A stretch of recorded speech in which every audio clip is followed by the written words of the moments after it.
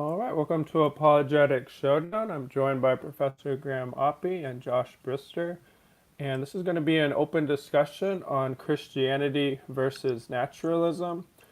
And I'm going to go ahead and let both my guests introduce themselves, and we'll go ahead and get started. So, Professor Oppy, if you want to start with us. Okay, hi everyone. So I'm Graham Oppy. I'm a philosopher.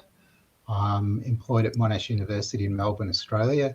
I've been working at Monash for about the last 25 years. The main philosophical interest of mine is in philosophy of religion, and in that area I've done quite a lot of work on arguments about the existence of God, on questions about divine attributes, and more recently, a bunch of stuff about naturalism and the reasons that you might or might not have for preferring naturalism to theism. All right, Josh. Well, my name is Josh Brister. It's a pleasure to be here in dialogue again with you, Dr. Oppy. I hope I can call you Graham from here on out. If not, please let me know. I'm just really happy to be here. I've been studying philosophy for over 20 years now in Christian apologetics. And I'm just really happy here. I'm really happy to defend my Christian faith today, the best that I can against such an eminent philosopher and a world-renowned atheist. And I just wanted, this is what's going to be with me, my rosary, and I just want to give all the glory to God. Thank you. All right. Thank you, guys. And then, Josh, if you want to go ahead and present your opening case, and then it'll be open discussion from there. Okay. Now, how many minutes do I have?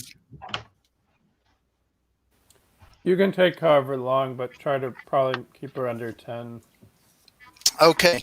Well, again, it's a pleasure to be here with you, Dr. Oppy, and I'm very thankful for you, for you being here and us having this debate or discussion.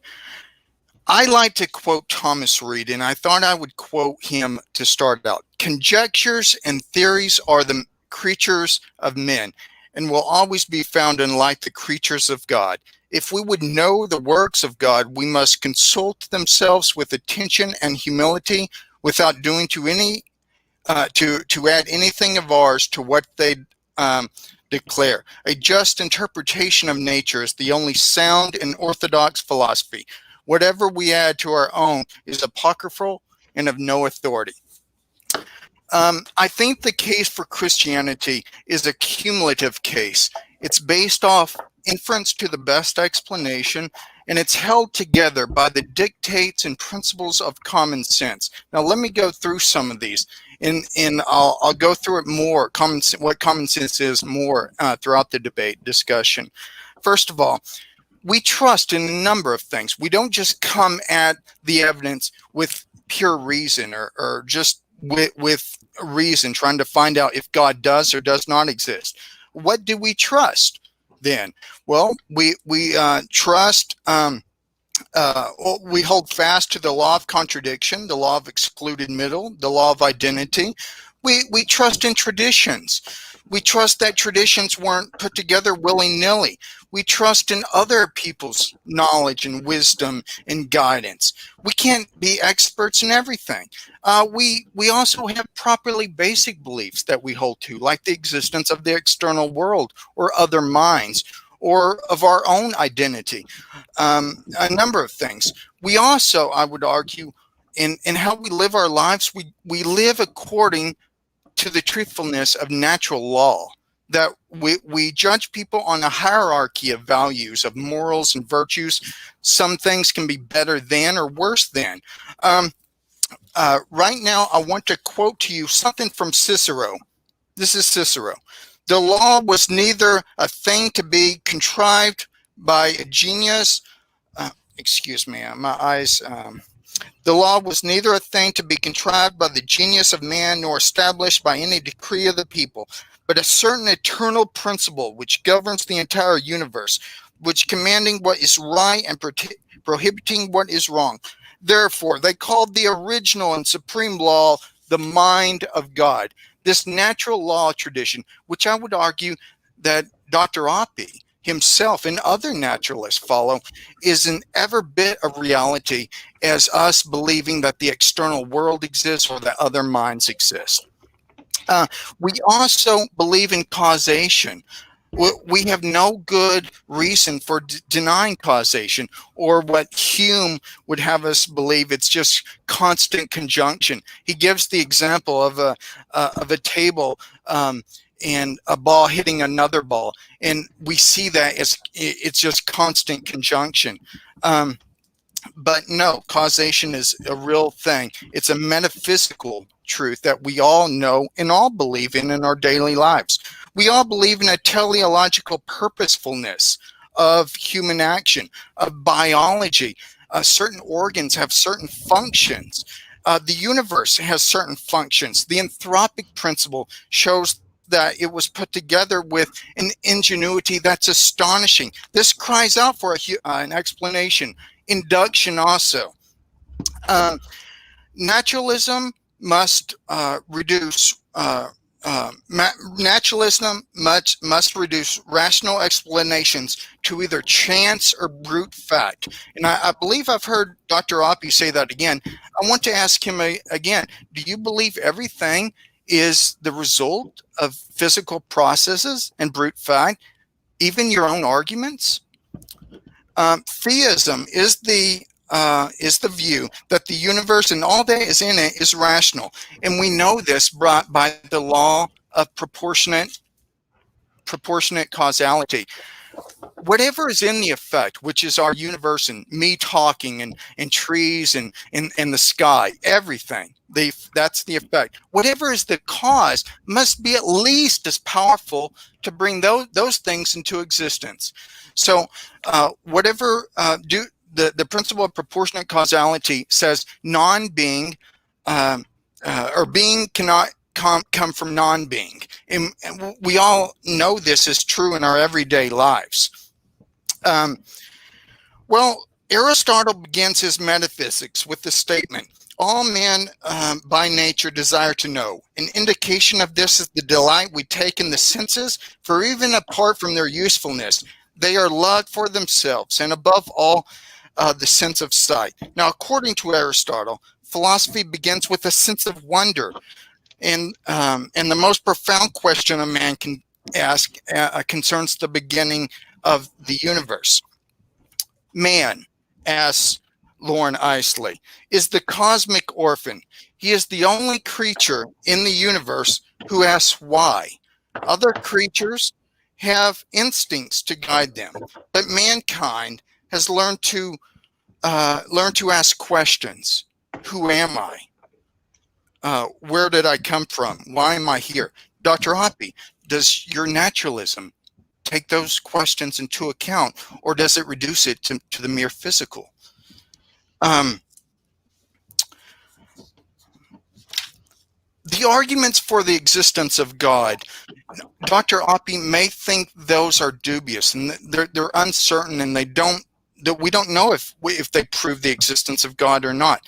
But if these arguments are snippets of our everyday experience, Dr. Oppy, of our everyday experience of change happening in the world. And I think the tradition of 2,000-year-old tradition of the Western intellectual tradition, perhaps we should take them seriously. Consider what Aristotle again says. He says, if the art of shipbuilding were in the wood, we would have ships by nature. Now, wood, however, is finally in the ship's designer, is in the designer who knows what ships are for and what purpose is served by them and what materials then you need to assemble to make them. Now, what Dr. Oppy is going to argue, this is what I think, is something called scientism. Scientism is the view that physics is complete. That is the bare bottom of reality, of reality can be accounted for by physical explanations and processes. Moreover, each facet of reality can ultimately be explained and therefore reduced to physics. Now, what should we think of this? The principle that all reality is reduced to physics, though, is not itself a physical statement. It's not itself reduced to physics. That's a synthetic statement. That's a statement that has content. So Dr. Oppy's own naturalism prohibits him from making that statement. Secondly, human action doesn't account for that. We live as purposeful agents with freedom of the will. We can do certain things, or we can withhold from doing certain things. So I think theism provides a far more detailed, multifaceted explanation. Remember, naturalism only has one type of explanation. All is reduced to the level of physics. Theism, on the other hand, you can say either some things are naturally explained or some things are intelligently explained. So theism has a multifaceted explanation to guide it. Now, here's my question, and I'll end with this. Another question. Considering the totality, Dr. Oppy, considering the totality of human experience and history and sociology and psychology and so many other subjects, is it really the simpler explanation to reduce all of human experience down to the level of physics? That doesn't seem like it's the simpler explanation. It seems to me that theism that leaves open the possibility that there are more things than nature being true. Let me just quote to you Shakespeare's Hamlet. There are more things, Horatio, than are dreamt of in your philosophy. I think we need to consider other alternatives than a simplistic naturalism. Thank you.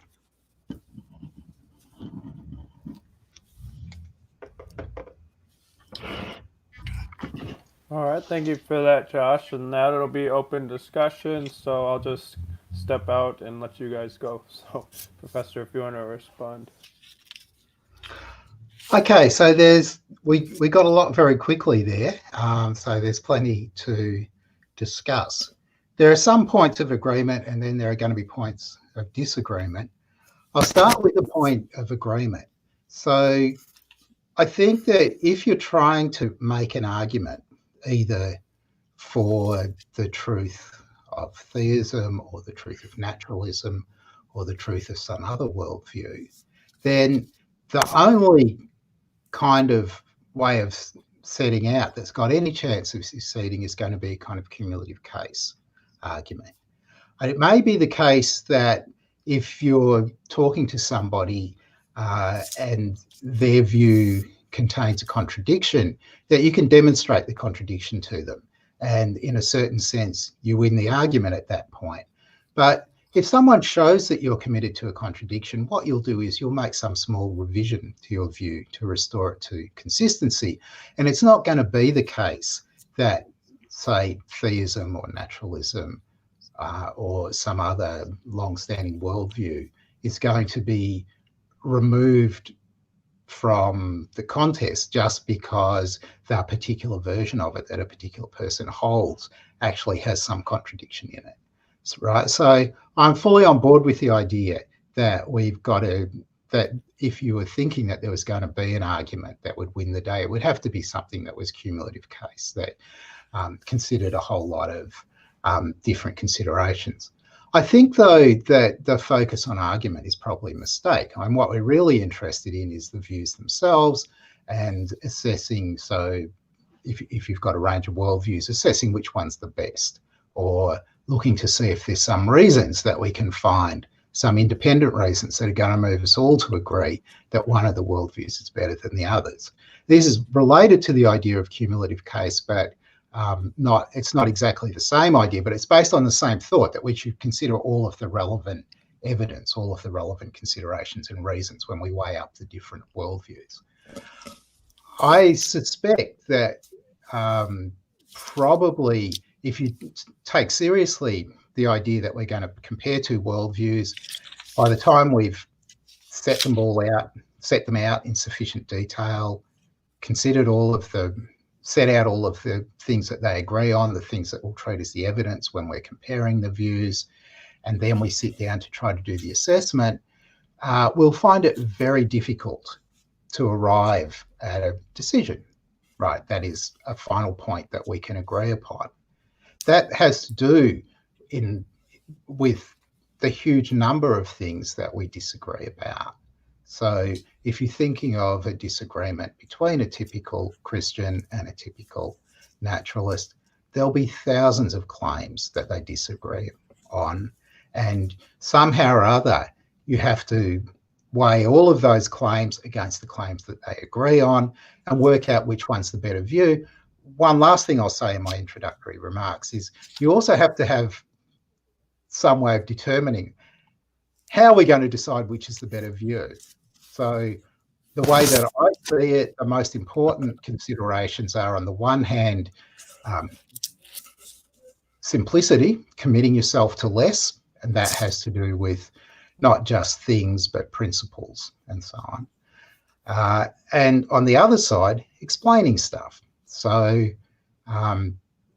telling a story that brings all of the relevant data puts it all in a satisfactory explanatory place.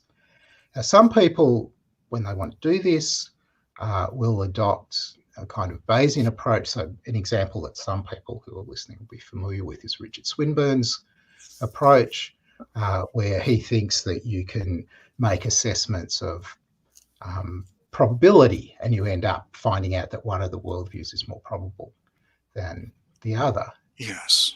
I don't think that that's going to work. For various reasons, I'm skeptical about the Bayesian approach when you try to apply it to worldviews or to the kind of debate that we've got.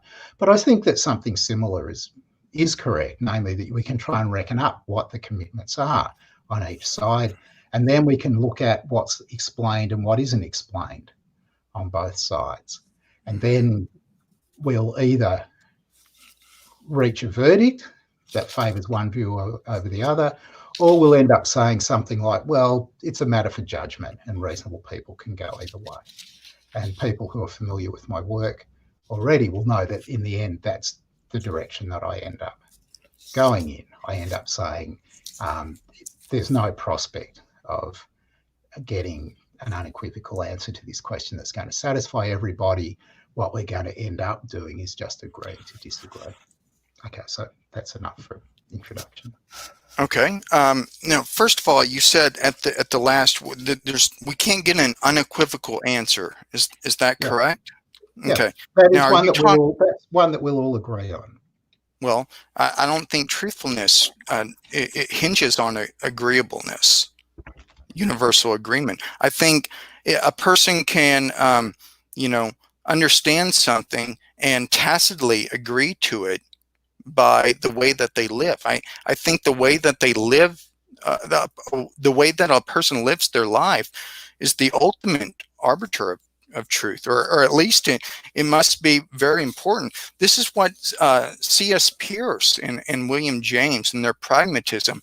Now, a lot of people view pragmatism as, the crude understanding, well, if it works, it's true. No.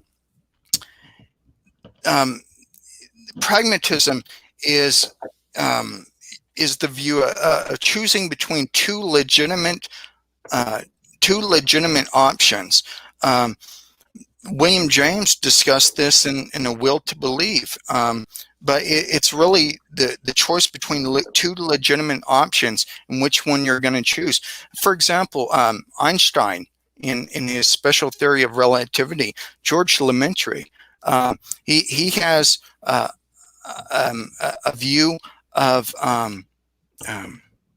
that competes with Einstein's I believe it's a special theory of relativity, and it's fully compatible. And a lot of physicists and a lot of philosophers of science have thought George Lemaitrie's view is superior to Einstein. But I would you like to go on that, any? So going back to the question about truth, ultimately, I think it's right to think of the purpose of inquiry as aiming towards truth. What's going to happen in the cases where we agree to disagree is that we agree to disagree about where the truth lies. And it's important to separate the question about whether you've arrived at the truth from the question about whether the views that you've got are reasonable in the light of the evidence that you've got. Nobody should think that they know all the truth, right? That would be absurd. Everybody's doxastic state is like this. There's a vast blackness and there are tiny spots of light. There are some things that they know, most things they don't know. To convince yourself that this is right, back in pre-internet days, you just had to walk into a library and look at a decent sized library, one with millions of books on a whole range of topics in the sciences, the theoretical sciences, the practical sciences, the social sciences, and so on. And then look at all the works about history and so on. You know a tiny amount out of the truth. So everybody has to draw this distinction. Everybody has to recognise, and that's one part of it. And then the next bit is you only have to reflect on your own life to realise that amongst the things that you're pretty certain of, some of them are going to be wrong, right? This is also just common sense to think that somehow or other you've been gifted some kind of infallibility about the things that you have beliefs about would also be absurd. So yes, we have a desire for truth, but there are considerations just about doxastic humility and fallibility that make us realise that, or should make us realise that when it comes to disagreement, stamping our feet and saying we've got to be right and the other people have got to be wrong, or to put it, that I've got the truth and they don't, when you've got plenty of evidence that when it comes to reason and so on, they're doing at least as well as you are. That's not going to be the best approach. Well, and that concurs, or that is in agreement with the quote I read about Thomas Reid speaking of humility. But it seems to me that the naturalist is not being humble when he looks at the landscape of human experience, and you have history, social interaction. You have so many things of history and so many other subject fields that you or I are ill-equipped to comment on, but you reduce all of them. Naturalism reduces all of them to the level of physics. You hold to an ontological monism that doesn't leave open the possibility that there are other truths than physics explains all. So to me, it seems that naturalism is not synonymous with humility. Okay, so now we'll come down to one substantive point. Of course, I don't accept the view that you're trying to attribute to me. I'm not a reductionist in any sense, right, of the kind that you're imagining. So in particular, I think that give yourself the vocabulary of physics, right? So you've got a vocabulary in which you can describe all of the physical truths. You will not be able to deduce from claims formulated in the language of physics, claims about any number of things, but let's go with morality, for example, right? there's no way that morality reduces to physics in that sense. Mm-hmm. And it's also the case that if we widen our scope and we think not just about physics, but we think about the natural sciences more generally, so we throw in chemistry and biology, I still think that there's no way that if you give yourself all the vocabulary that you need to fully characterize the natural sciences, you'll not be able to deduce morality, moral principles from those claims. Mm-hmm. So the claim about naturalism, the way that I formulate it, is a claim about causal reality, right? So and you can find this in a bunch of my works in slightly different forms, because I will formulate it slightly differently depending on what my purposes are. But basically what naturalism commits you to is that causal reality is just natural reality. There are no causes beyond natural causes. And how do you... That leaves it completely open what you're going to say, for example, about abstract objects, or about, I mean, I'm now assuming that abstract objects are entirely... Well, do you have an explanation of them? Or whatever. Sorry? Do you have an explanation of abstract objects that isn't explained then by the level of physics? So... Or in morality, we could say, I could add to abstract objects morality and history and so forth. It seems to me, even if you're not a reductionist, that you're still, at the end of the day, going to have to explain all of them at the level of physics, or have some algorithm that you put in the moral claim or the history claim, and it corresponds to some physical thing in your brain. At the level of physics, or at the level of a deterministic world. I don't see how you're escaping this. So go back to the what I said a naturalist is committed to, right? That all the causes are natural causes, right? So amongst the truths, there are some that are claims about what's causally related. Right. So that gives you, for example, all of history, connections between events, the connections between events that make up history. It gives you people as agents, because agency is causal, right? People cause things to happen. So that's going to be in there. It's part of what naturalists are committed to. On my favourite version of naturalism, all of the data about consciousness, experience, and so on is in there, because experiential states are just neural states. Consciousness is just a kind of neural state. There are naturalists.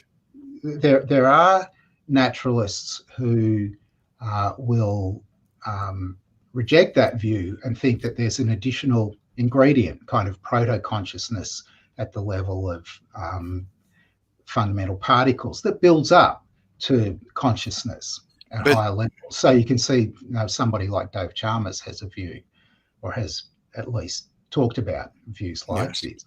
But I don't like that kind of view. I prefer the view that I described before, where we're going to identify experiential states and states of consciousness and beliefs, desires, and so on, as kinds of neural processing. Well, then they're determined. You don't, in your philosophy of naturalism, you don't have any room for libertarian free will. And by the way, when it regards history, you don't have any room for divine interaction. I suspect you hold to something called methodological naturalism. So, or metaphysical naturalism. Two things here. First of all, of course, I'm an atheist.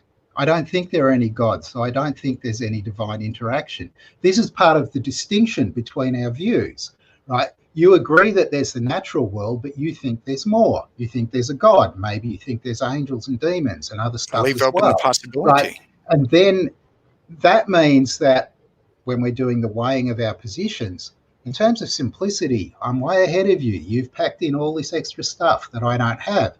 And so the question's going to be, You're explaining them is there away, stuff, Dr. Oppy. no, is there stuff that you can explain? I'm not explaining them away. We are talking about what the commitments of the two theories are.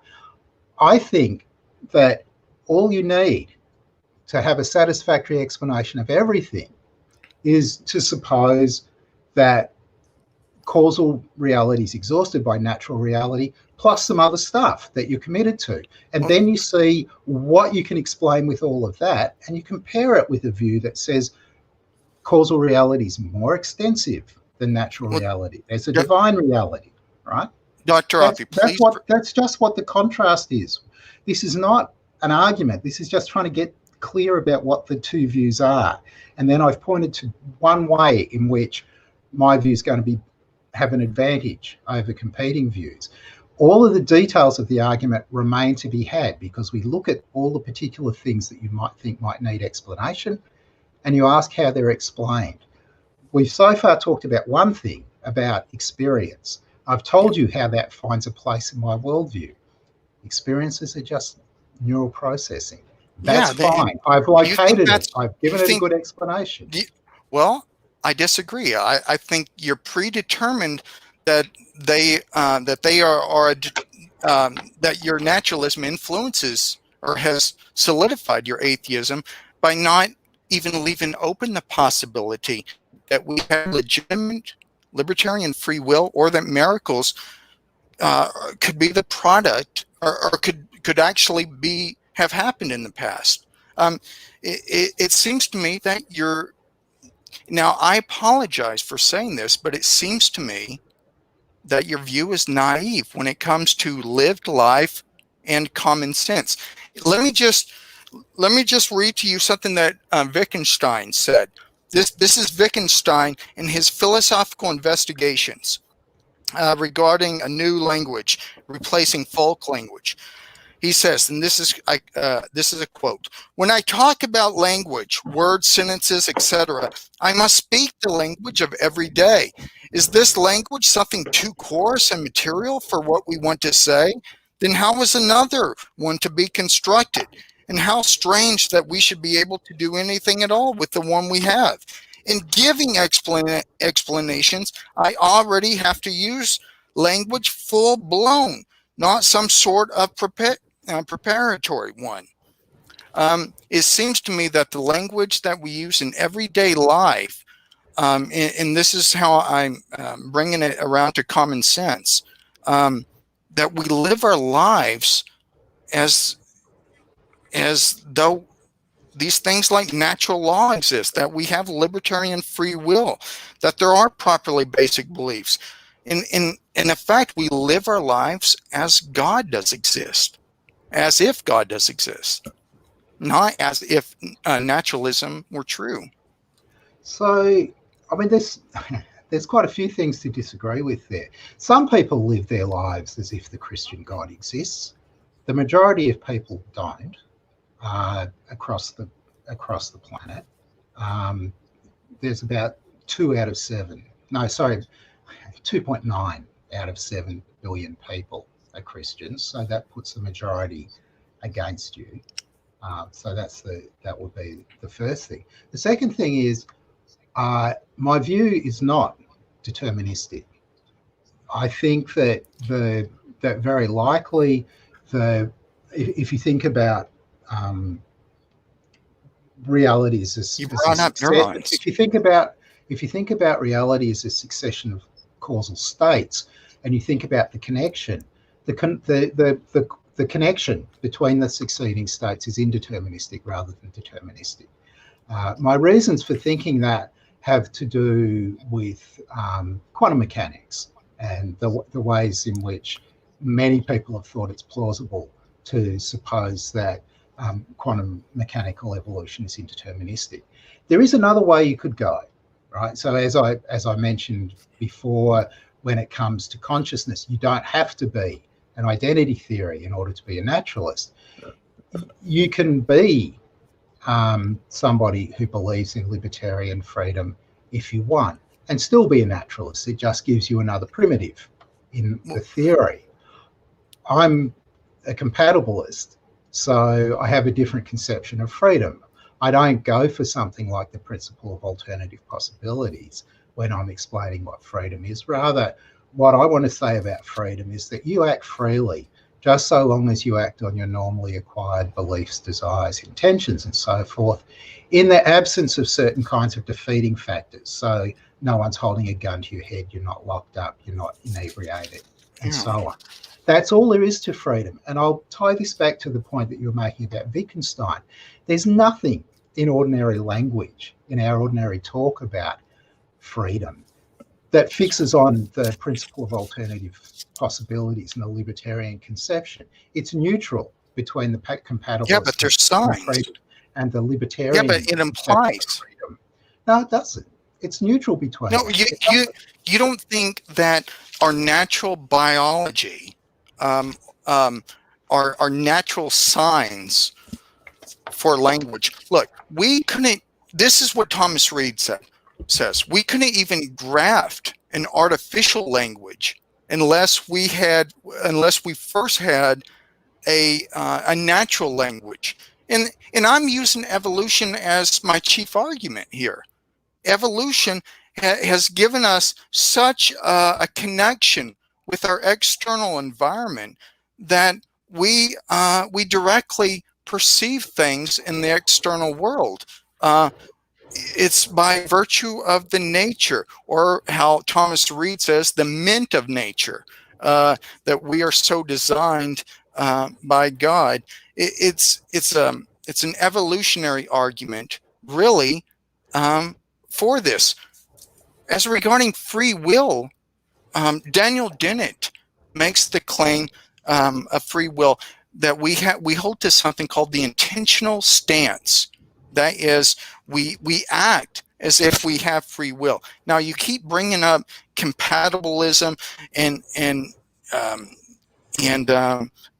these other things, but it seems to me that you're explaining away consciousness, history, and these other topics just because of your compatibilism. I have a question for you, Dr. Oppy. Are you a logical positivist? I don't think that there's been logical positivists probably since the 1950s, with maybe one or two honourable exceptions. So there's been one or two philosophers about whom it's been said, oh, they're the last of the logical positivists.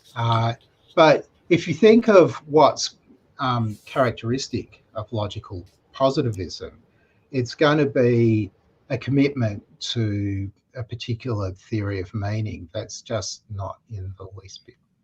Well, you don't think it has influenced your naturalism today? No. Well, I mean, you discard history and consciousness as being signs to God. There's no connection between, or no necessary connection between being a naturalist and having a commitment to something like a principle of verification. So do you? And if you look at say the history since the history of philosophy since I don't know, Quine at least. Quine's no positivist, but he's a naturalist, right? This was clear in the early 1950s. Well, it's funny that you bring up W.V. Quine. Have you read his 1969 article, Epistemology Naturalized? Mm-hmm. Well, he basically tries to psychologize philosophy, and tries to explain away foundational things, foundational beliefs, kind of like what I brought up is improperly basic beliefs, trusting our natural law and so forth. He tries to explain all that away because he thought the foundationalism, which was from Descartes, that there was a soul or a mind and body distinction, that there wasn't a foundation anymore. Foundationalism had crumbled. So what I'm thinking is, do you think all this naturalism from Quine, the lack of foundation, the quest for certainty, do you think that could influence why you're trying to explain away, in my opinion, I guess, again, why you're trying to explain away consciousness and history, or miracles in the historical order? So we'll go back a step, because you asked me about logical positivism. There's no connection between Quine's holism and logical positivism. Well, I think there is. There are just two distinct issues here. So one of the things that Ayer, when he developed his logical positivism, one of the things that Ayer was very keen on was a very sharp distinction between the analytic and the synthetic. And in a very famous paper, Quine argued that you just can't draw the distinction between the his analytic 1951 and the synthetic. paper, right? So this is why he's not a logical positivist, right? I didn't say that I was committing myself to Quine's philosophy. I was just making the point that logical positivism has been, in naturalistic circles broadly, has been dead since the mid-50s. Okay. Yeah, now I totally agree with you that it has been dead, and I think that has a lot to do with the resurgence of Christian philosophy, Christian apologetics. Not in naturalistic circles, it doesn't. Well, you can say that, but you've had a resurgence of Christian philosophy starting in the 50s and 60s and 70s and on. I have quotes here from even Quentin Smith, the famous atheistic philosopher who says things like that. I think. There's quite a lot to say about that too, but it's true that in the United States, in the academy, there's been a kind of solidification in the area of philosophy of religion around a certain kind of Christian philosophy. That much is certainly true. And it doesn't really have much of a kind of bearing on the debate between naturalists and theists. But it's fine. I mean, I know the article from Quentin Smith that you're referring to. Yeah, let me so show. That'll save you from reading it out. Okay, I won't read the quote then. But let me try to draw the connections between logical positivism and the naturalism that's going on today. Are you familiar with Carl Hempel? Mm-hmm. Carl Hempel and Karl Popper, right? Yeah. Okay. Now they devised something called the covering law. They reduced everything. Well, let me just read it. Hempel's noumenological deductive model. I'm speaking of law. Noumenological deductive model posits that an explanation is scientific if it makes reference to a universal law known to be true, and the event being explained is an instance of the universal law. The explanation that is simply a deduction from the universal law. Here's my point. This is why I think logical positivism has had such a dramatic impact on naturalism as we see it today. It tries to explain all things by natural processes, all areas of human action, of human history, of everything you can think of, consciousness,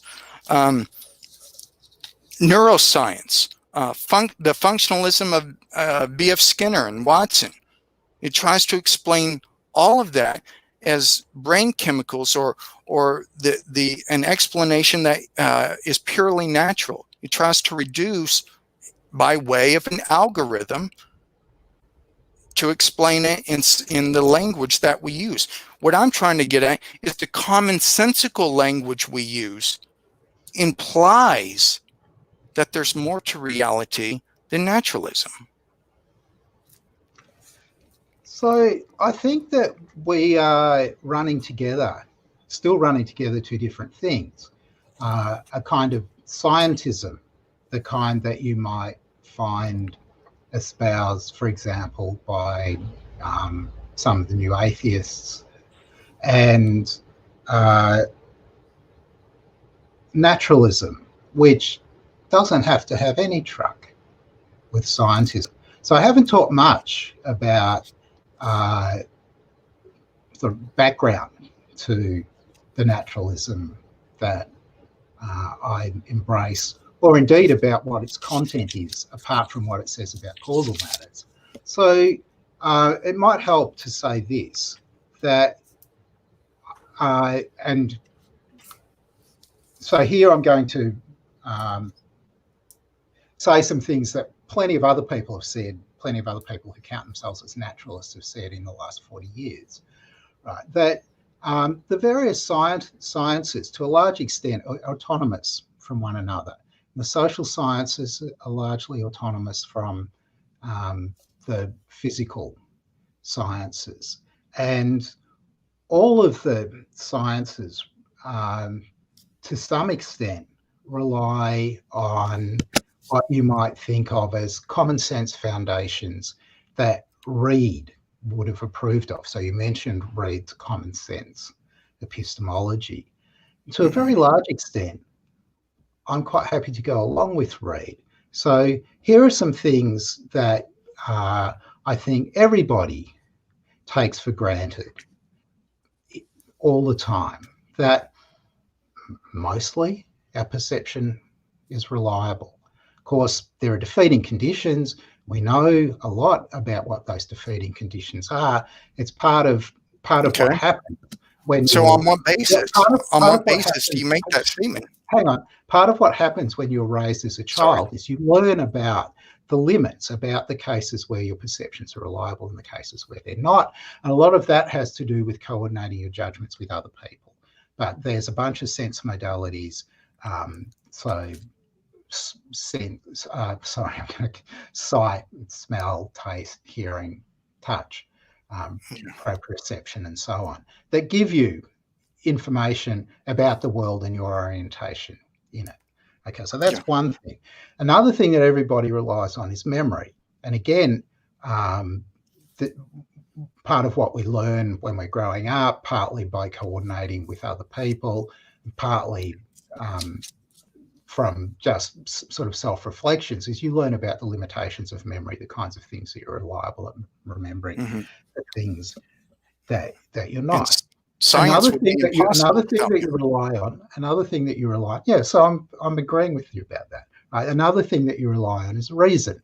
So we all have a bunch of reasoning capacities. We know perhaps less well than we do in the case of perception and memory, but it's revealed in lots and lots of psychological experiments about the limitations of our reasoning capacities, the various ways in which we go wrong. But again, we learn as we're going. Most importantly, haven't mentioned it yet, there's testimony. So most of what you know on the basis of testimony. And a very important part of your upbringing is learning how to distinguish between people who are reliable informants and people who are not. And and if you're unlucky, you get hooked into epistemic communities that are really unreliable and not well connected to the truth. But if you're lucky, you learn to be good at identifying who are the appropriate authorities in those areas where there are authorities, right? Okay. So you learn who's the reliable sources about physics and chemistry and economics and history and so on. But another thing that happens when you're growing up, if you have a decent upbringing, is you learn that there are some areas where there are no experts, where there are no oracular figures that you can Do you appeal think to. theology is one of those? I think that religion is one of those. Exactly. Do you think your And naturalism could bend you or could influence you saying that or making that type of determination? sure, but remember, we're comparing two positions here: a naturalist position and a theist position. Well, Does then here's why. Does your theist position influence you in holding the alternative point of view? What we Yeah, are but interested listen. in is making a determination about which is the better view. And the way to do that is to put the commitments out there and then try and weigh them. There's no point in saying, do you think you believe that because of some other part of your view? Of course, if my view's any good, it all hangs together. Right? Well, look at it this way, Graham. If you see a purported miracle that you're reading in history books, the theist is on better explanatory grounds because he has two options at his disposal. He could say it's probably due to natural occurrence because there's not a religio-historical context to the purported miracle. It didn't happen repeatedly. It didn't happen at the will of a prophet or the Son of God saying, "Let there be," or something like that. So he has a natural explanation at his disposal and a supernaturalistic explanation or a theistic explanation, something that the naturalist, by his own limitations of what is possible, can be known is true. So it seems to me that the simpler explanation is the one that gives you two legitimate options, and common sense will push you to which one is the correct option. And by the way, I want to ask you a question, but while you just said about your memory faculties and so forth, but go ahead. So if you're undecided about an explanation, right, then you're not committed either way. So the kind of more interesting, what seems to me to be the important question is there ever a reason to suppose that there's a miraculous event? Is it ever going to be the case that the simplest explanation is going to be that God was directly responsible for this, bearing in mind the various things that you need in order to make that explanation, the existence of God and God's divine intervention. Well, what if you saw a miracle? Is there a single case? Is there a single well-attested case in the historical record of a miracle? And let's cast the net widely. So I'm now not just thinking about Christianity, but I'm thinking about Islam and Buddhism and all the other religions that claim their miracles just the same way that Christianity does, right? Is there a single well-attested case out there? On that, I think I've looked into this a bit, but I'm also relying on other people who've looked into it as well. I think the answer is no, right? But this is just a disagreement between us. But if I'm right, given that that's the way that I assess it, that fits well with the naturalistic judgment, right? You don't think your prior commitments? It's not a question about a prior commitment that you decide some things first. Well, hold on. I'm not talking about to hit other things. The commitments all fit together, right? So it's not like, so I mean, earlier when we were talking about logical positivism, the idea seemed to be, okay, so you make your commitment to positivism and then that just determines all the judgments that you make afterwards. Whereas I'm thinking that the decision between theism and naturalism, if we're going to make one, right, is an a posteriori one. You line up all the evidence, you line up the theories, and then you look at the two and you say, which one's better?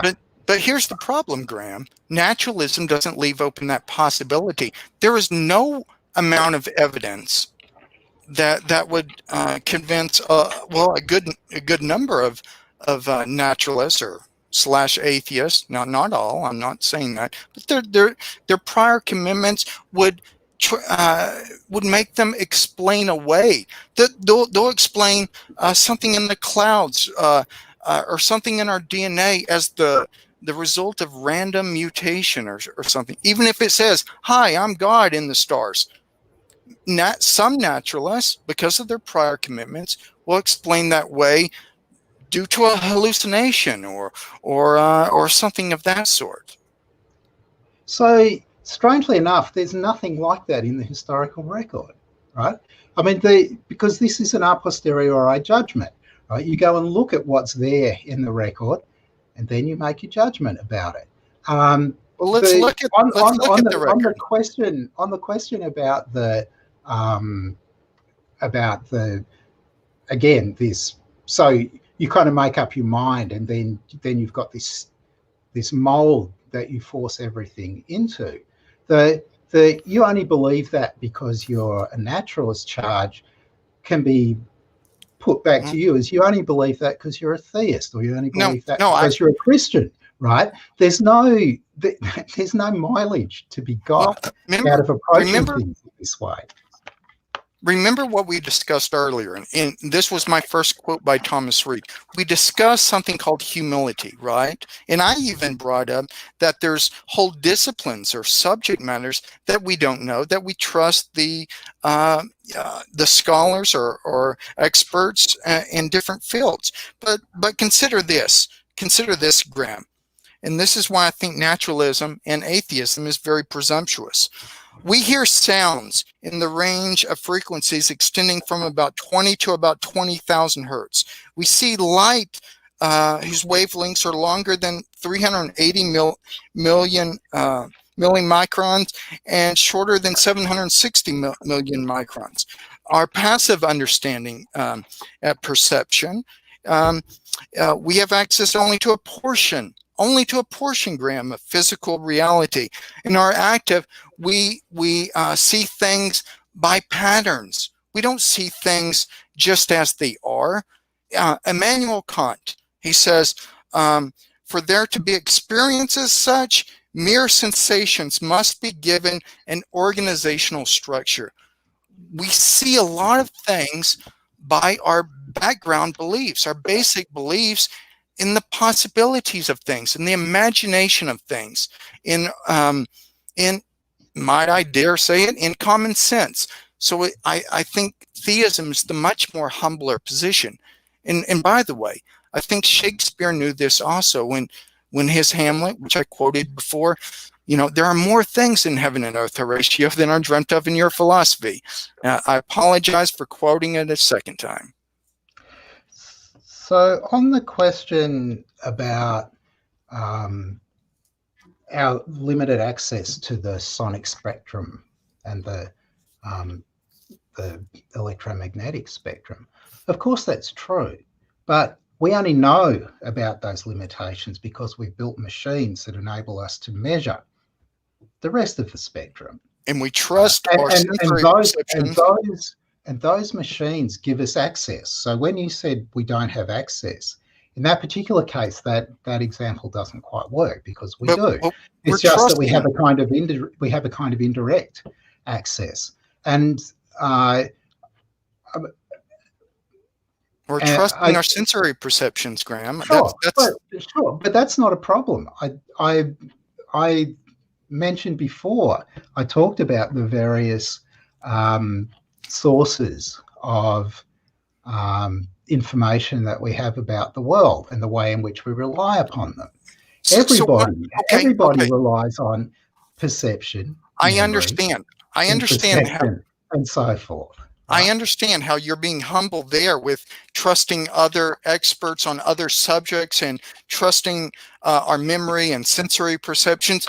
But why, when it comes to history, and much less social interaction and the brain-mind distinction, but when it comes to history, you're not humble. You discount all the miracles a priori. I don't discount them a priori. I discount them a posteriori because they're not sufficiently well Well, you haven't looked in all the evidence for them. So, me personally, I'm not a historian. I've read a certain amount of history, and I've read a certain amount about the way that professional historians, the kind of people who are my colleagues at work, assess ancient texts and so on. Yeah. And the judgments that you get about miracles, for example, line up with the judgments of people who are committed to particular religious positions, and then everybody else. That's incorrect. No, it's not incorrect. Well, of course it's not incorrect, because of course the people who are naturalists, for example, don't think that there are miracles. Well, they won't think that there's ever a miracle. There's no amount of evidence. Sure. They won't, but that doesn't mean that they can't change their minds. So you're running together two different things here. There's after you've spent 30 years studying stuff and you make a judgment about it, right? That doesn't show that you're pig-headed or that you're ignoring stuff. It just shows that you've given consideration to the evidence and you've arrived at your opinion. How do you explain this? You're familiar with Craig Keener, right? No. Well, Craig Keener is a professional New Testament historian. He was a secular historian, but before he became a Christian historian. But he has documented. He has this 2-volume book. It's called Miracles, and I hope everybody gets a copy. It looks into all kinds of miracles from different religions, but all across the world, miracles are still happening today. And it's 2 volumes. It's over 1,500 pages. This is probably, one of the 2 or 3 top New Testament scholars alive today. He is a thoughtful researcher who believes in miracles. And when there's surveys done, and we can say all we want about surveys, of course, but when there's surveys done, people attest to miracles having happened. So, or improbable things added onto improbable things that normally don't happen naturalistically. It just seems to me that your naturalism is, might I dare say it, is your naturalism is it influenced by people like David Hume and so forth? I think you're familiar as I am with John Ehrman refuting David Hume, refuting a lot of his arguments. So there's a case for miracles today. Let's just pick up on that point for a minute. So in his famous chapter on miracles in the Inquiries, Hume gives 2 arguments, an a priori argument and an a posteriori argument. And in his book, Hume's Abject Failure, Ehrman criticises the a priori argument and quite rightly says that it doesn't work. And that is the opinion of many, though not quite all, of the people naturalists who work in philosophy of religion. That particular argument doesn't work. But the other side, the a posteriori argument that Hume gives, may not be convincing as an argument, but does represent a kind of judgment that many people who've looked at the historical record have come to. Yeah. So you go back and you look at the, say, in the period from, say 700 BC to 300 AD, period of about 1,000 years, and you look at pagan claims about say the useful information that you got by consulting the oracles, for example. Right? Now, what are you going to say about all of that? Right? Miracles or no? Well, very well attested in the historical record. Are they well Miracles, attested? yeah, You know, extremely, okay. extremely. Let So me let we me have make lots and lots of records from the archaeology about questions that were asked of the oracles and so on. and could I say like that that's indeterminate if those miracles actually happened or not? Who am I to make a philosophical pronouncement and say that no, those miracles could not have happened? I mean, I'm not God. What I do say is I look at a very good attested miracle in the resurrection of Jesus. Perhaps God has performed other miracles. Who am I to say otherwise? But all I do know is that this one miracle, the resurrection of Jesus, has been argued for, attested, been researched. Whole books by N.T. Wright, The Resurrection of the Son of God. Right. All apologists, right? Oh, okay. Yeah, I'm all sorry. apologists. You're, For the you're resurrection, yes, all Graham, apologists. do you think it's possible that you're explaining away the evidence and the reasons they give for the resurrection of Jesus? Do you think that inclination to explain away the resurrection has anything to do with a prior commitment to naturalism? Nope. Right. I mean, because naturalism is not something that you have to push Christianity aside to arrive at. Right. There's a whole world of religions out there, thousands of them historically. Right. Naturalism stands on its own 2 feet, and we've got a nice, simple metaphysical picture of the world, and then if you Well, want to add all this elaborate infrastructure of gods and angels and demons and all and interventions in history and all the rest of it onto it, you've got to then we will assess that when we compare the wait, two views and compare their relative merits. what theism is providing is a productive cause for human interactions that we have, or at least act as if we have free will. It provides a productive cause to get things, to explain things in history, a productive cause for the origin of the universe, a productive cause for the design of the universe. A productive cause, what I'm saying is something that could bring about the effect, an efficient cause, at least an efficient cause. Naturalism does not do that. So, It so just I'm seems to not me at the end of understanding the this. day and naive.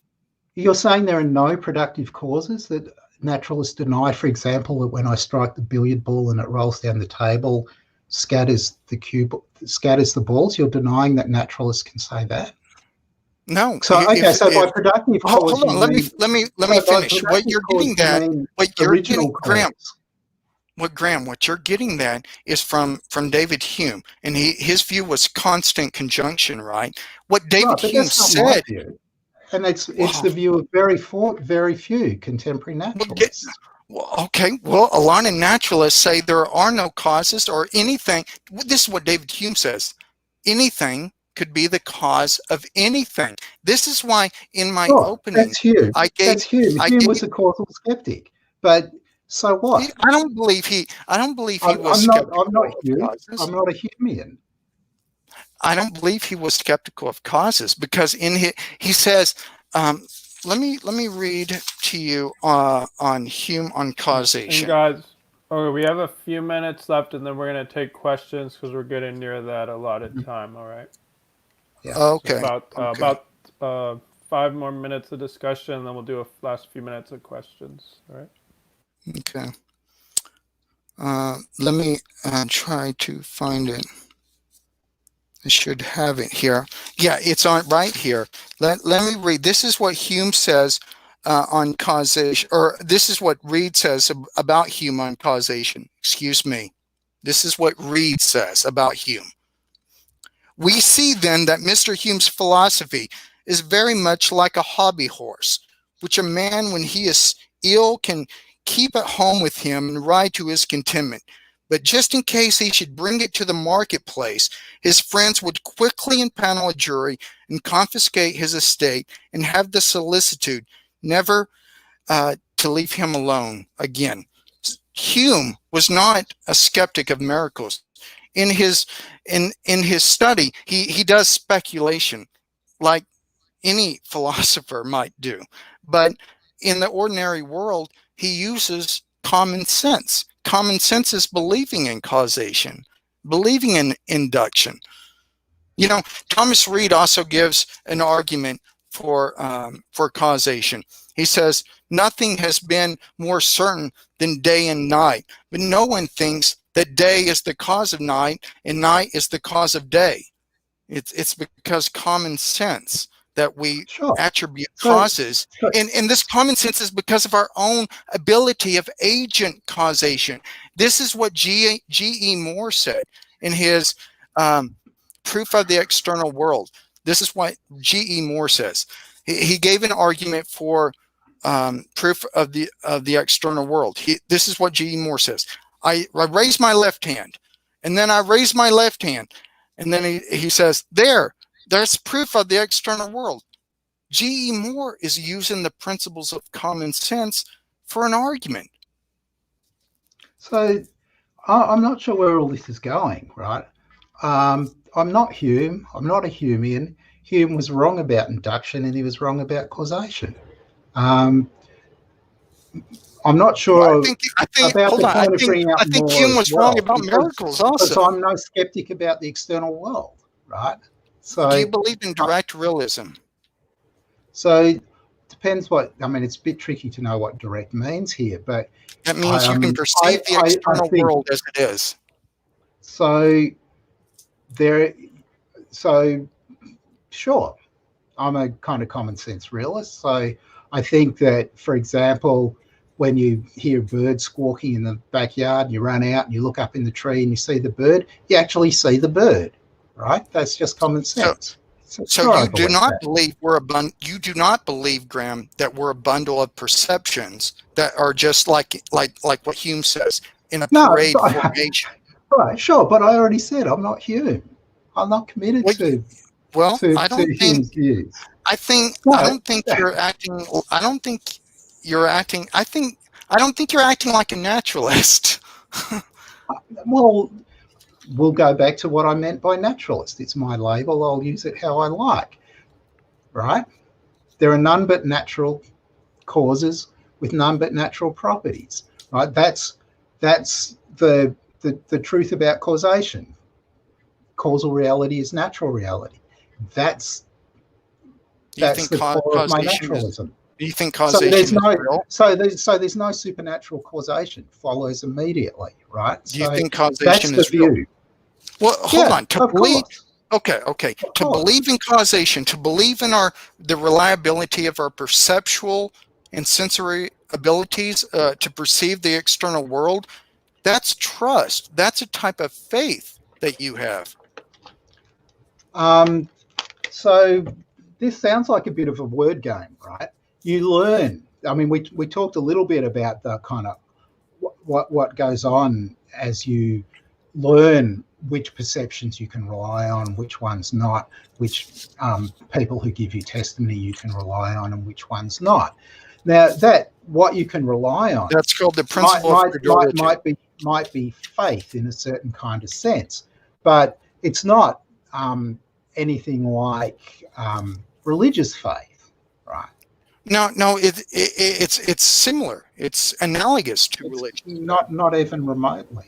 Oh, see, now I think you're playing word games, Graham, because just as we have faith or trust in the reliability of our senses, I mean, when we see something, I don't have to sort of engage in elaborate rituals to try to support the ways that I perceive the world or the ways that I interpret what other people tell to me, right? There's a complete difference between religious faith. There's a difference, and our basic epistemic capacities. Not really. Okay, see, now you're conflating religion with rituals. Okay, now Christianity isn't about mere. mere So, ritual. It's so about it would, historical events also. Okay, See, it would last be what point. you're, conflation. Okay, both of you, sorry, have one more Yeah, point, and then we're gonna do yeah, questions.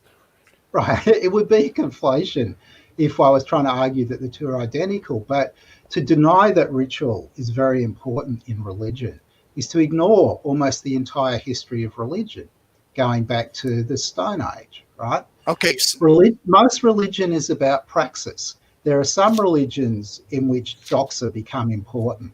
In particular, they become particularly important for Christianity for certain kinds of historical reasons that have to do with the kind of specific ways in which, between the first and the third century, the empire, in fact, the kind of world was collapsing. But let's not go into that. Okay.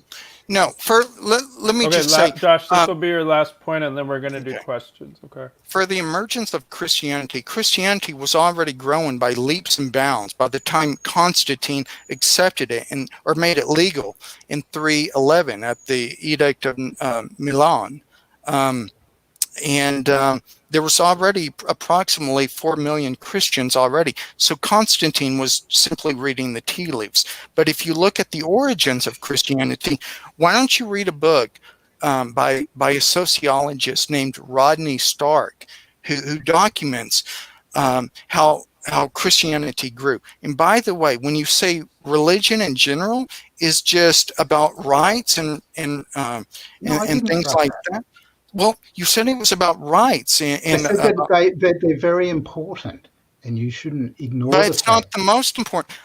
Rodney Stark Well, also well, argues in again. many parts it is. Okay, we're Rodney just Stark also. Let me finish. okay. Last point, and Also, then we're done. he also argues against the rights and that was argued by the sociologist Emil Durkheim, and he says the belief in gods or higher powers or high gods was instrumental and was in the very earliest forms of religion. So when you go back to Australia and the Aborigines, or if you go to Africa and the religions there, you can see high gods. So the history of religion is not about rites and so forth. It's also about a more developed and sophisticated understanding of God.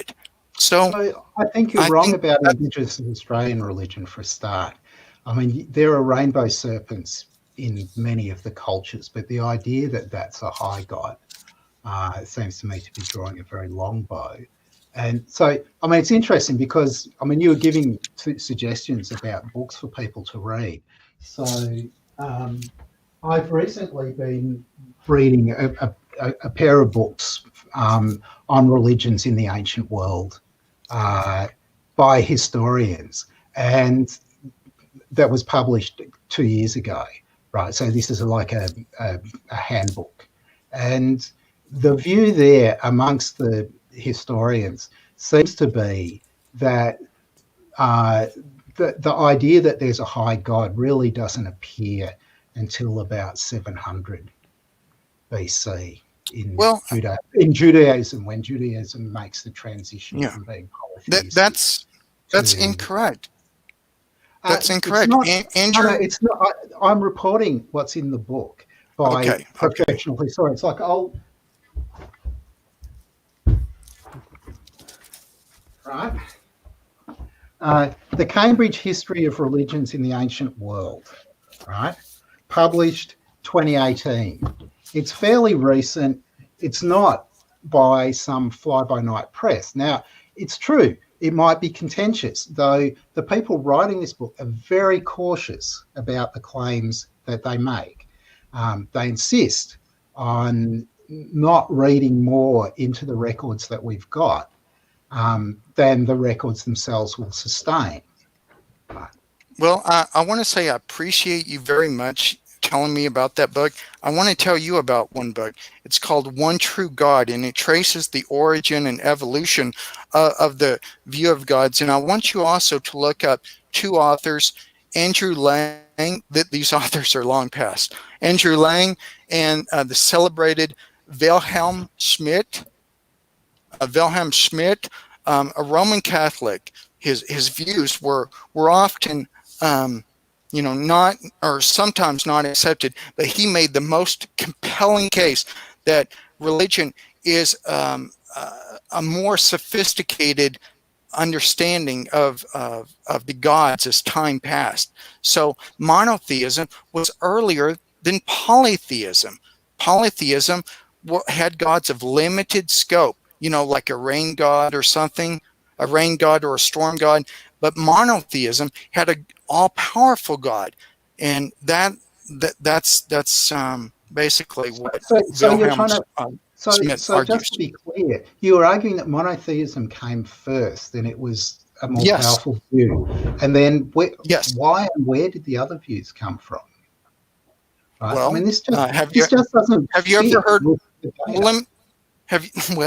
There's different scholars. You have Emil Durkheim. Sure. And You have Taylor. No, You have different scholars from history, and then you have sociologists like Andrew Lang and Wilhelm Schmidt or Rodney Stark or a right, number of others. So you can find some people who hold contrary views. Right? These aren't just illegitimate scholars. These are famous, well-researched, have numerous books to their Sure, and so are the people on the other side, right? The people that contributed to the Cambridge history of religions in the ancient world. You're talking about the view of Emil Durkheim. Okay, his view was that sacred rites, is what was the primary interest of religion, and then you have the view today. I'm not talking about Durkheim. I'm talking about people writing in the Cambridge history of religions in the ancient world in 2018, right? And they're not getting their views from Durkheim.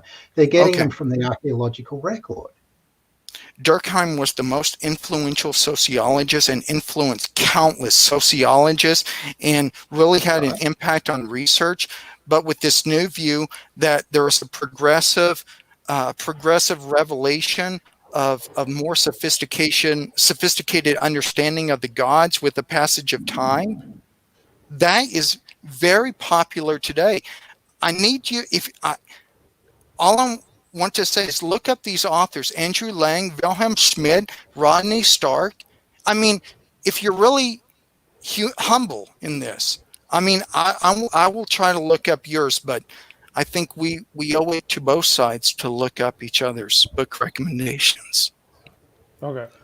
So we have a question. We're going to go to questions. I know there's always more that can be said, but I want to stick to the time we agreed on. So, question for Dr. Oppy. I've heard you say before that the laws of physics are necessary. By that, would you mean something like E equals mc squared is a tautology, cannot be false without self-contradiction? So how would you respond to that? So, no, I don't mean that they're logically necessary. So you can think of, and this is kind of standard view in contemporary philosophy, that there are different kinds of necessity. The most stringent kind is going to be logical necessity, which you can think of as a formal matter. For example, it's logically necessary that all cats are cats, assuming that the word cat's interpreted the same way in both occurrences in that claim. That's what Wittgenstein was talking about. There are weaker senses of necessity than that. I mean, to move a little bit further, you might think that a claim like 1 + 1 = 3 is necessary, but it's not formally necessary. In order to get out that it's necessary, you have to pay attention to what we actually mean by 1 and plus and 3 and equals. And so that gives you a slightly weaker set. So we might distinguish between narrow logical necessity and a slightly broader logical necessity. The kind of necessity that I've got in mind is not either of those things. The kind of necessity that I've got in mind is what you might call metaphysical necessity, and it's quite and we can distinguish perhaps also physical necessity. So think about the permissible, if you think they can be, think about the different ways that the initial conditions of the universe could be, and then think about the laws. And suppose that we hold fixed the laws. So given the laws, what's possible? And that will give you what's physically necessary, what you could have given that the laws of physics are as they are. Now, when I say the laws of physics are necessary, what I mean is that not that it's a tautology, that it's a formal contradiction to suppose they're otherwise, or that it's inconsistent with the meaning of the words laws of physics, that they could be otherwise. But rather, it's more like that. Imagine that there's laws of metaphysics not consistent with the laws of metaphysics, that the laws of physics are otherwise. Something like that. All right, thank you. And then Josh, is your argument, I think he means argument overall, like if theism was false, X would be false. Humans cannot act as if X was false, therefore humans must affirm that theism is true. And if so, what is X? I don't know. I'd have to look at it on paper. But my argument, again, as I said in my opening, it's a cumulative. How I put it was, it's an inference to the best explanation, centered on a cumulative case from the arguments from natural theology, and is backed and held together by the dictates of common sense, things we all take for granted.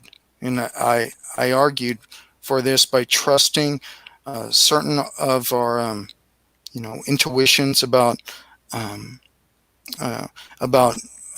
the laws of logic, about trusting other authorities, about humility, about natural law, and about properly basic beliefs. So it's a cumulative case, and I think it shows that we all live as though God exists. So that is my argument. It's not an argument for certainty, because we know nothing for certain in the world. Perhaps mathematics, geometry, but that's it. We to even get out of bed to even live and get out of bed, both the naturalist or atheist and the theist have to come to the table with certain foundational beliefs, like the laws of logic, or like there's a teleological nature to human action, that causation is true. It's a metaphysical truth, as Graham was speaking about metaphysical truths. We come to the table with so many things, like Kant said. For there to be experience as such, mere sensations must be given an organizational structure. And this goes in line with Gestalt psychology. I want you to look that up, Gestalt psychology. Look up another name, Wolfgang, Wolfgang, I forgot his last name. I apologize. But he was the founder of Gestalt psychology. Just look up Gestalt psychology. When we look at something, Graham, we don't see the world as it actually is. We see patterns, okay? We see patterns where our mind is already attuned to certain things, and to pick up different sensations and different experiences and interpret them, and interpret them even in light of our background experience, in our cultural upbringing. So, So I think we do see things like, I've got my cup of tea here. When I feel thirsty, I want to drink. I can see the cup. I pick it up. I drink from it. I don't think you want to deny that, right? No, I mean, that makes your position seem really not commonsensical. Well, I don't think you're interpreting what I'm saying correctly. Gestalt psychology is, you don't just see the cup of tea. You're focusing on the cup of tea. Now, consider this. When you're reading a book on your chair at home, um, what are you doing? You're focusing on the book and the words and the sentences. Your dog by you, or your cat by you, doesn't know what you're doing. You're purposely looking at the book. So basically, when you're looking at the external world, there's an near infinite amount of interpretations. But by our active selection, okay, which is shaped by culture and background beliefs and our understanding of the world, but also our cultural heritage as being raised in a Judeo-Christian, or the Western intellectual tradition, we see things in a different way. And that's just active selection. I also brought up passive selection, which we see different things on the wavelengths. We see different things from bumblebees, for example. Now, my argument was the humble view is not to say that physics is all there is. That's not the humble view. The humble view is Shakespeare. There are more things in heaven and earth, Horatio, than are dreamt of in your philosophy. That's what I'm trying to argue for, the possibility, the humility, the humble approach. Daniel Dennett said we have the approach, the intentional stance, okay, as a core to free will, as regarding free will. We should have a humble approach. I'm not saying theism or Christianity is certain, but I'm saying it's more plausibly true than any worldview, and it's something that we all live and take for granted in many of the daily affairs of life. Okay. So that sounds, can I just say one thing about that? That just sounds weird to me, right? There's 2/7 of us are Christians. The other 5/7 of us take it for granted in our daily lives. That sounds like a hell of a projection to me. Okay, let's go on to the next question. Okay, thank you. So do you think? Okay. Whenever you want. Okay, so Dr. Oppy, would Spinoza's conception of God be compatible with naturalism? Right, so it depends how you define naturalism, I think.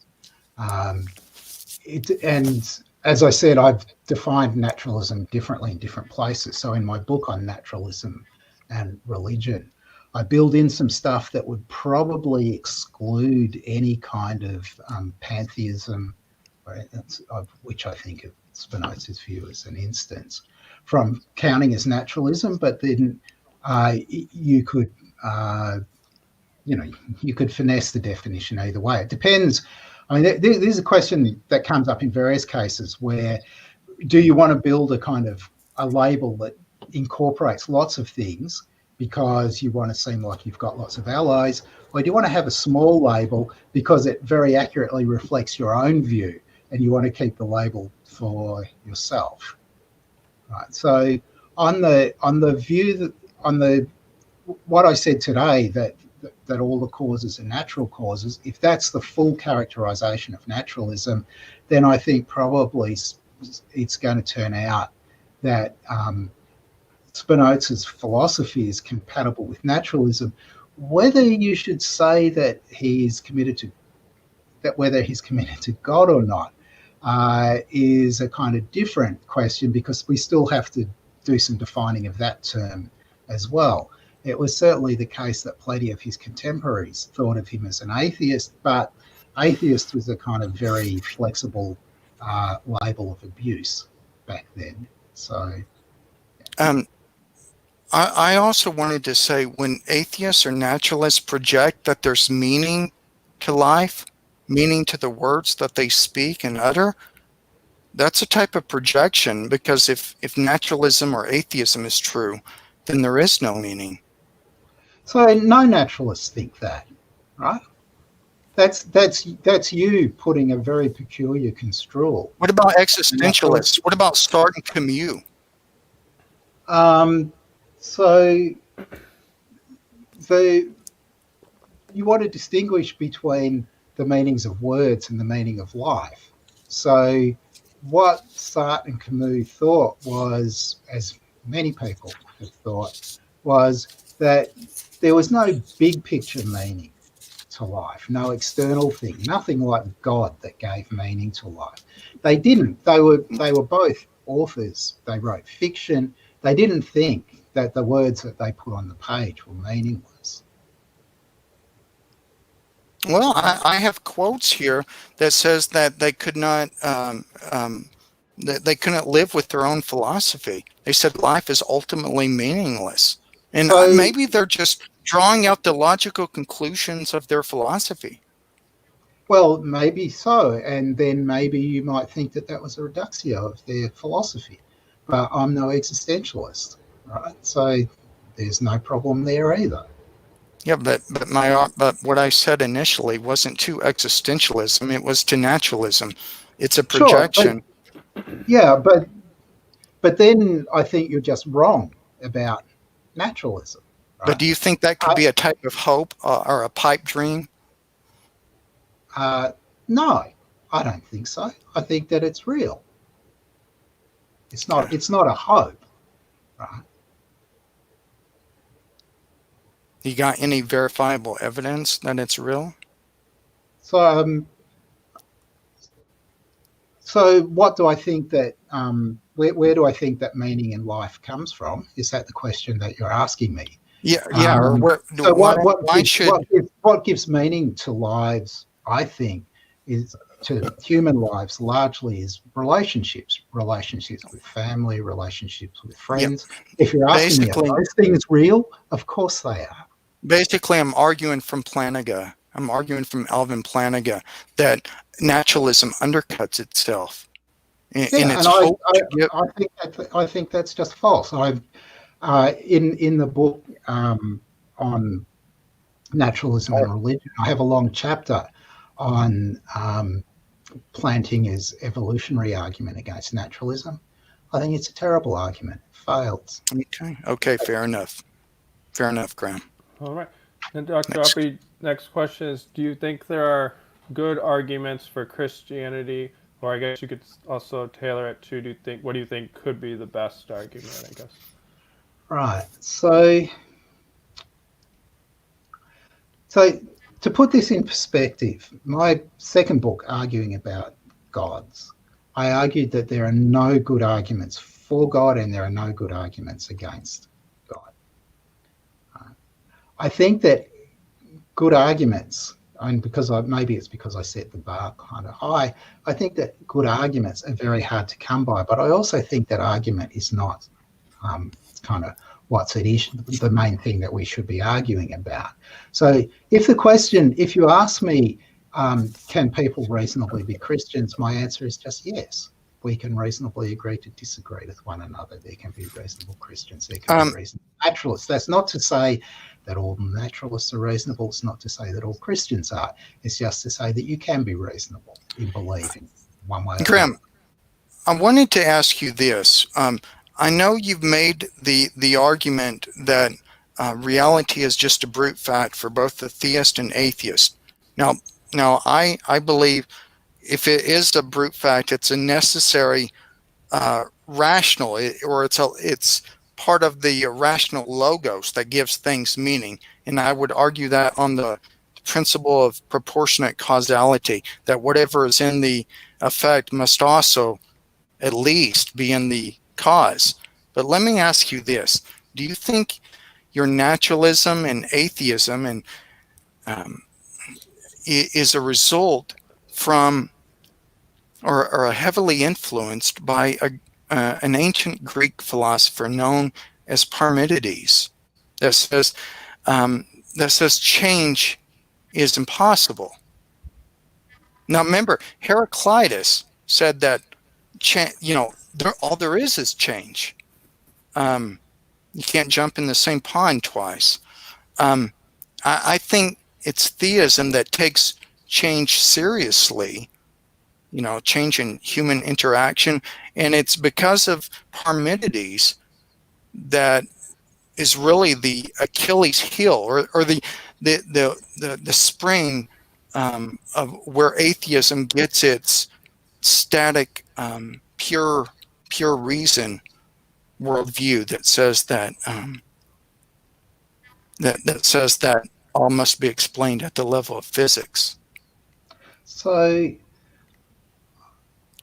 that's not what naturalists think. But let's go back to the picture. The core in the characterization of naturalism as I gave it was that causal reality just is natural reality. Right? And causal reality is straight out changing, right? We have a structure of cause and effects, and if an effect is brought about by a cause, things are different from how they were before. So, And who takes into account change? So the idea that this might be a sort of Parmenidean view is going to fall over at the first hurdle, right? There's the very sort of fundamental characterization of the view commits it to change, reality of change. Well, I mean, it seems to me that naturalism doesn't like to see nuances or the complexities of human interactions. You brought up neuropsychology, or I think that's what you implied. Neuropsychology is a bankrupt view from phrenology that says that there's certain parts of the brain that you can find locations that determine how you're going to act. And then, of course, you had the behaviorism of Watson and Skinner, and now you have neurocognitive science. But if you look at it from a commonsensical point of view, of a libertarian free will point of view, or a Gestalt psychology by Wolfgang Kerler, I remember his name now, then I think you're going to be more open to the complexities and nuances of human interaction and not try to reduce things to a natural phenomena. And by the way, natural phenomena, you keep bringing that up, as in, like, are you meaning it as in methodological naturalism? So no, not really. This comes back to the question about how much we're going to build into the characterization of naturalism. So the bit that I gave you is clearly metaphysical, right? There's a question about the role that science plays in working out what the natural causes are. And I think that your best guide to what the natural causes are is contemporary science. Of course, it's fallible because some of contemporary science is wrong, and also contemporary science is incomplete. So there's something like a commitment to methodological naturalism there as well. But let me go back to what you're saying about neuroscience, right? Neuroscience is in its infancy still. The things like phrenology and behaviorism were kind of early missteps. It's very early in the attempt to make a scientific study of what's an incredibly complicated thing, right? The neural processing that happens in your brain is an extraordinarily complicated thing, and it's not yet well understood. And my best guess is that it won't be for decades, maybe even centuries, be it all well understood. But that's the right attitude to take here and I'm borrowing a word of yours that you've used quite a lot, humility, right? There's just lots we don't know there. It's not that there's some other easy, already developed theory that tells us everything there is to know about how the neural processing works. Yeah, well, Gestalt psychology, I think, leaves open the possibility that we have, or the consciousness can't be reduced, can't be merely reduced. We see patterns. There's something called pattern recognition and pattern recognition algorithms, that we see things based on our past experiences, and when we look at sensations, we come to the table, again, like I've said, with a conceptual scheme that we've got through culture. We've got through, dare I say it again, we've got through theology, our concepts of cause and effect and so forth. Cause and effect, they're not merely in the mind, they're from our agency. That's what Thomas Reid held to. We know cause and effect because we have active powers. We have active powers. Now, Dr. Oppy, you brought up, again, methodological naturalism. Something else Thomas Reid said. He said, he coined it as the term phrase providential naturalism. That means the natural causes, even natural causes that affect our brain chemistry, are how God regularly interacts with the world. So it's not like nature is an impersonal thing, but natural causes are how God naturally or regularly interacts with the world. And sometimes he can perform a miracle if you define it as in a providential naturalism type of way, not as in a impersonal, mechanical, methodological type way. So I think Thomas Reid's understanding of natural law, I think a lot of scientists and philosophers could learn a few things from delving into his inquiry into the human mind on the principles of common sense. Okay. Let's go on to the next question. We've got two more, and I want to go two over. So then this is related. Dr. Oppy, what do you think about panpsychism? Okay, so panpsychism is quite popular in philosophy of mind at the moment, I think. As I've said, my own preferred view is not panpsychist. I prefer the idea that that consciousness and perception and so on requires brains or something like brains. I modify that slightly. We might build AIs that at some point in the future that are intelligent and so on, but don't have brains. They have something else. Also, maybe elsewhere in the universe, evolution's taken different tracks, and there's something that's not quite the same as the brain. But at least around the surface of our planet, the only things that have got mental attributes are things that have got brains. And this goes, I think it goes reasonably far down the animal hierarchy, so that even simple things like worms may be conscious, right? But things like rocks definitely are not, according to me. But it's a live dispute. Let me ask Graham something.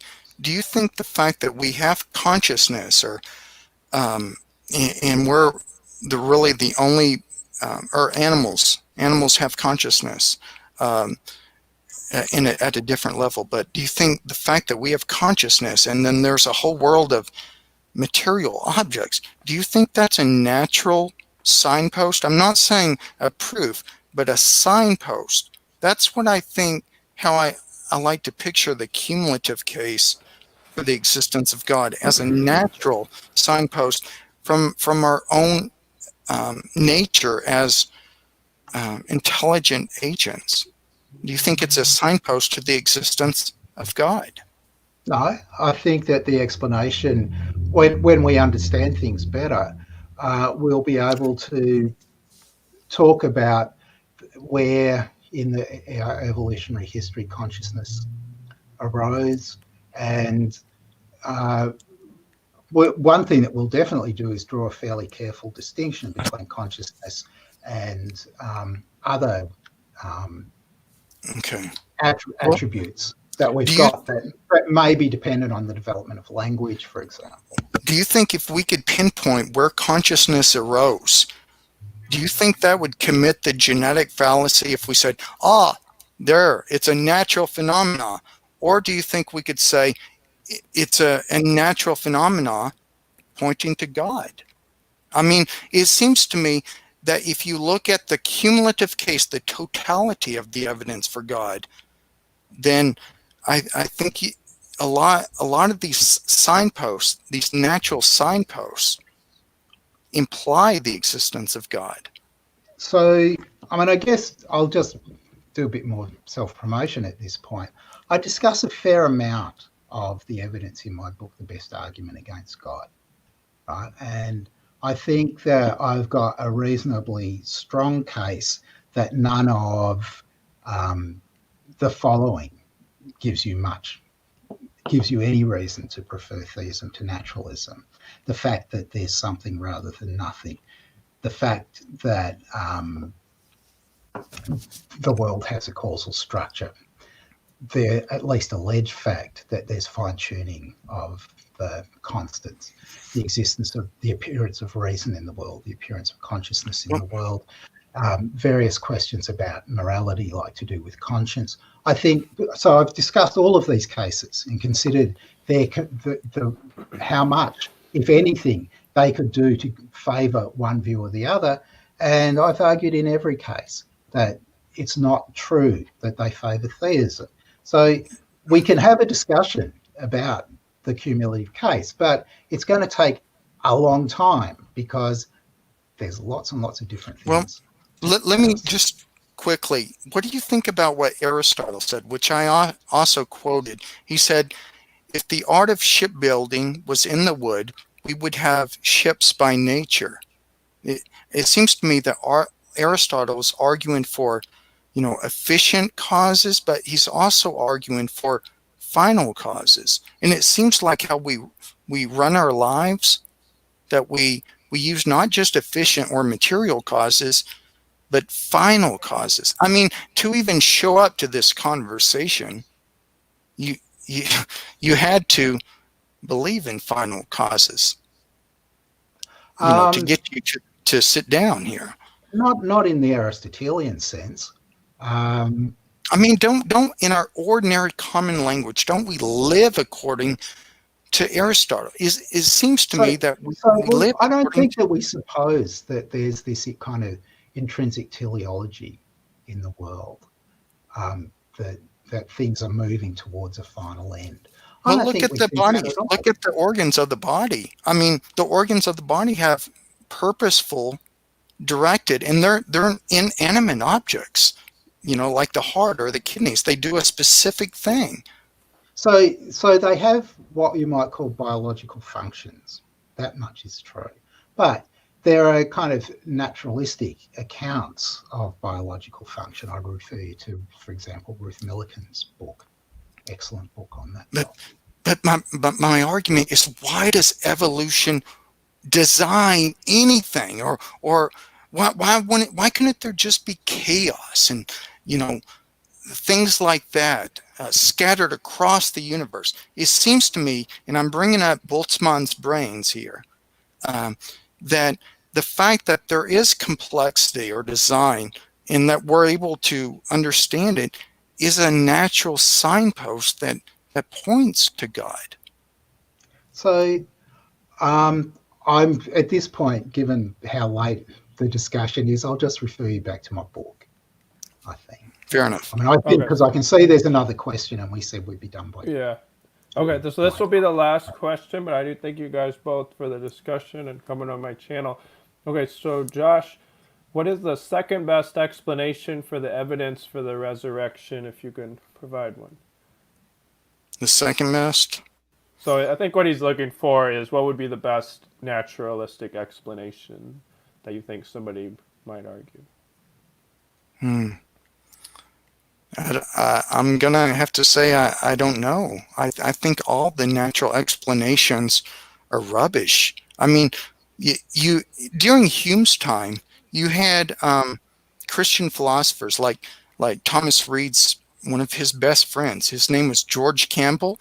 At the University of Aberdeen in Scotland, they had something called the Wise Club, and they would meet all the time. and these were like the greatest minds. The Scottish Enlightenment, the best minds of all time came from that period. David Hume, Francis Hutcheson, Adam Smith,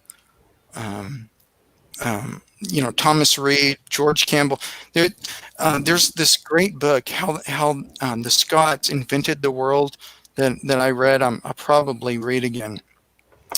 But people like George Campbell, Thomas Sherlock, they replied to Hume when Hume was still alive. I think even David Hume, by the way, I think he said about Thomas Sherlock's work that old Sherlock or Thomas Sherlock refuted all of my arguments. That was what Hume said. That's a paraphrase, of course, but I don't give much weight to any of these naturalistic explanations. So maybe I should sketch evident. one, right? So here's a sketch of a naturalistic explanation.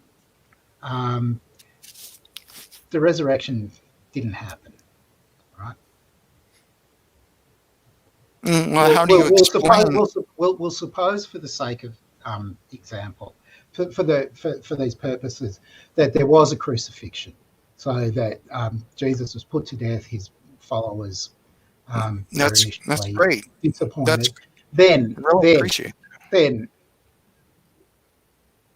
there's a long period of time that elapses before anything gets written down about what happened, right? The details about the resurrection are not going to be in print for 40 or 50 years, as in they're not going to be written down. There's plenty of time for stories to grow up about what happened, right? And so the explanation is, for reasons that we don't know but we can readily appreciate, by the time the story gets written down, it's got these details in it that don't correspond to what happened at the time. This is something that happens a lot over the course of history. It's something that still happens. You can find plenty of books that have got stuff written in them, detailed descriptions of things that never happened. I'll give you one example from the late 1960s, where I forget the author of the book, but it's an account of how a bunch of hippies managed to levitate the Pentagon, right? It's there in a book, and there are people who swear by it, right? How did we get from what happened on that day to the writing down of the book? That's not clear, and it's very hard to kind of probe the details to find that out. So if you're a naturalist, it seems to me the most likely kind of explanation that you're going to go for is going to be one like this. I mean, there are other things that you'll point to. For example, we really only have gospel accounts of the resurrection and the empty tomb and so on. Those accounts are not independent, but all they purport to be is recordings of what's commonly believed. That is, we've collected together what people now say about this event that happened a long time in the past. It's not going to be that surprising if it's got false details in it, right? Naturalist story, pretty simple. Well, I appreciate that. Before we go on, I want to show you The Resurrection of the Son of God by N.T. Wright. This is the definitive, in my opinion, probably the definitive work on this. It shows that the resurrection probably did happen. When you say that, you mean Wright claims that it probably happened. Well, let's go into that.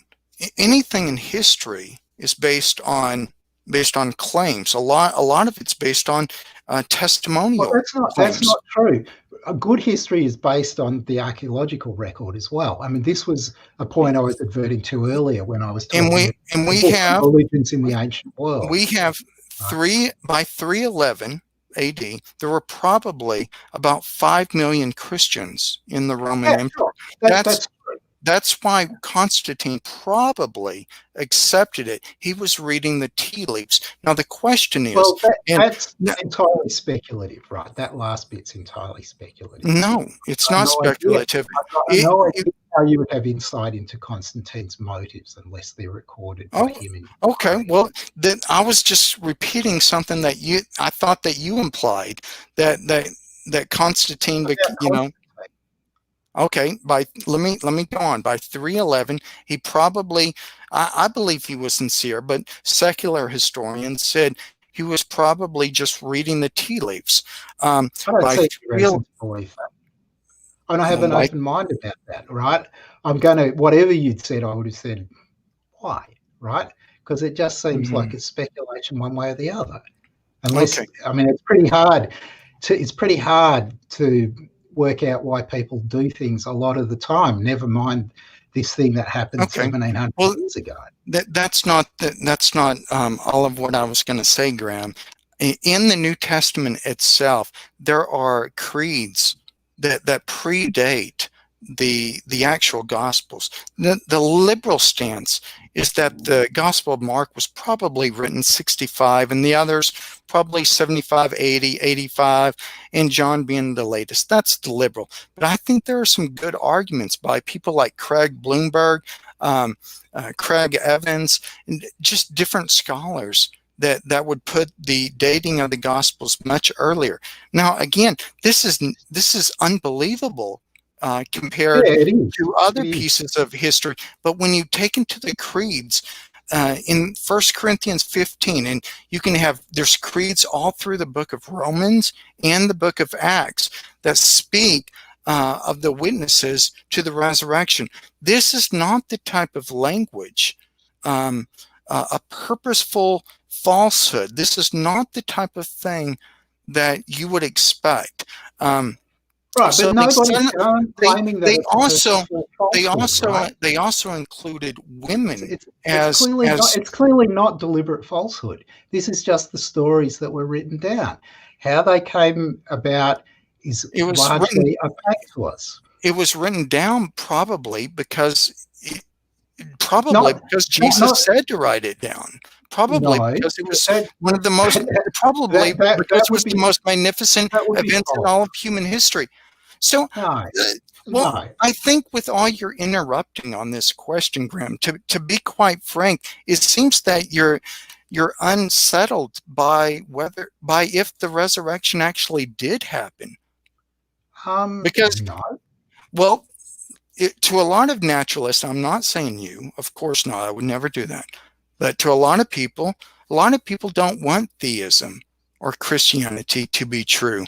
I have some quotes by people that have said that they don't want it to be true because it carries with it, moral obligations and things we have to get right in our life. I think, and this is just my opinion, I think a lot of the atheism now today is a pretext for their, for Friday and Saturday night. It's a pretext for them to do what they want when they want. Now, I'm not speaking for everybody, but I think that's a lot of the reason why people are so casual and cavalier of discounting the supernatural. So I've got no idea where you would get that from and what sort of data you'd be drawing upon. But, surveys, perhaps? I don't know, just talking to people. Right. 10, 20, 50 people. It's a big world, 7 billion people. There are a lot of atheists and naturalists out there. By the way, Graham, you said it was it was projection on my part to say that the world doesn't live according to Judeo-Christian values. In the 19th century, Britain, it's thanks to Britain that Australia exists. Britain had so much land that the sun never set on Britain. So the influence that Britain spread around the world, and I specifically want to remind you of the Meiji dynasty in Japan in the 19th century. It was very influenced by a Judeo-Christian worldview and culture. But of course, not all of the world is like that, but so many people, the Western intellectual tradition, we take for granted a lot of the things that were built by Christianity, and specifically the Catholic Church. So to atheists, I think they should count their blessings.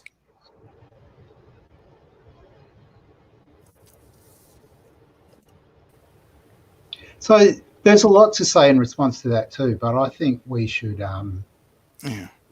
we should end it at this point. We've actually gone past 2:00. Yeah. Yeah. Yeah, we've gone well past. If you guys do want to have a 1-minute closing statement, if either of you want to, you can go ahead, and then we're going to end it there. You want me to go first? No or more you, than 1 minute. Graham?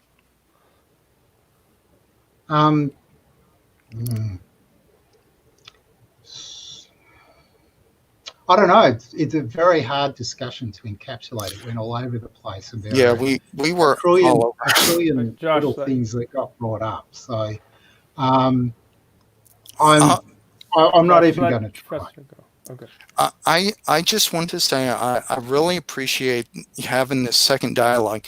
Even though I disagree with you on many things, I can just tell by talking to you, you're a first-rate intellect, and it's kept me on my toes, and I appreciate that. Christianity, to me, is built on a cumulative case. It's what Thomas Reid says, we take for granted in the ordinary days of our lives. We take for granted causality, properly basic beliefs, a teleological purpose to social interaction.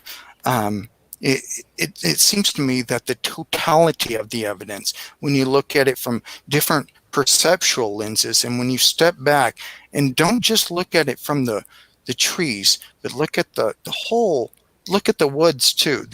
Take a step back and take the humble step back, and you'll be like Shakespeare. You'll say, there are more things in heaven and earth, Horatio, than are dreamt of in your philosophy. That's how I picture Christianity. There's many reasons to be a Christian, and I hope I've given a few tonight. Thank you. All right, I do thank you both for coming on. Anybody else watching, please go ahead and like and subscribe to my channel. It'd be much appreciated, and we're going to go ahead and end it there. Thank you. So Thank you.